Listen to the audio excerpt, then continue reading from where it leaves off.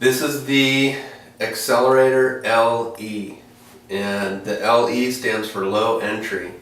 And how we came up with this board, because it's basically a derivative of the original Accelerator. It's pretty much identical to the original Accelerator, only the front third of the board, I dropped that entry rocker down even more.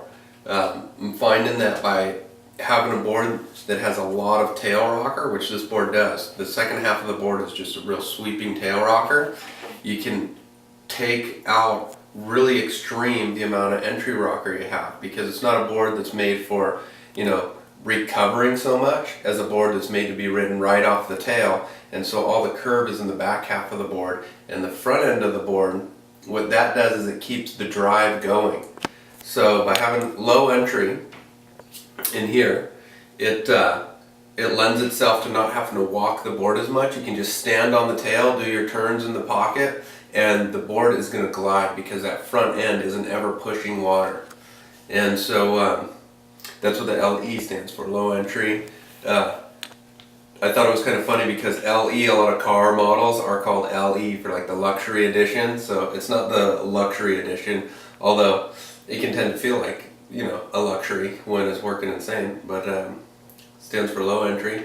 And came up with that concept, interestingly enough, surfing with my friend Nick, and he's a ripper, and we went and surfed a little river mouth, just a little sandbar by my factory, and it was small, horrible waves, didn't even know if we'd get to surf, and so we took our monsters out there, paddled out, and the Monster, if you check out about that board model, there's a complete breakdown on that one too.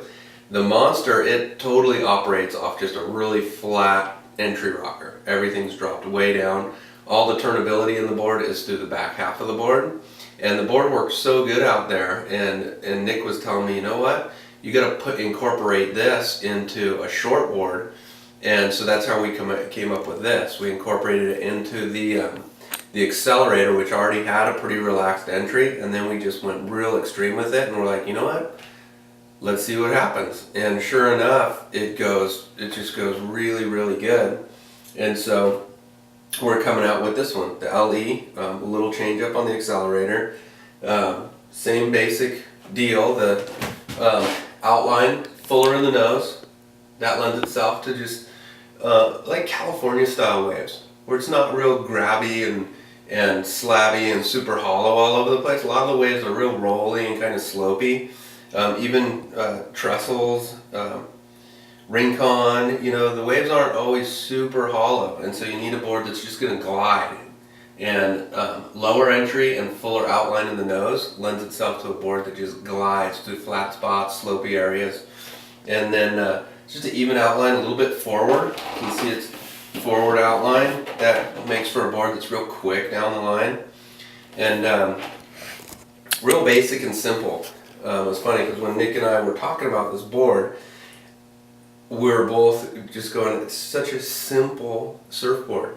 And it's neat because some of the most simple things are the most efficient things. And so this is that type of board, simple and efficient.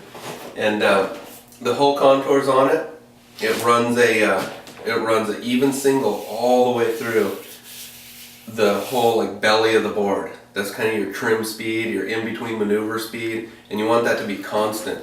And so real even single concave through here lets a board just go, just lets it run. And then the only thing where it gets real crazy is right ahead of the fins. It gets real heavy concave through here, a single with subtle doubles in it, and that offsets the extreme tail rocker. You can see that tail rocker really warps back there, and that lets the board turn real tight. And what's good about this deep concave through the fins is it really grabs coming off the bottom.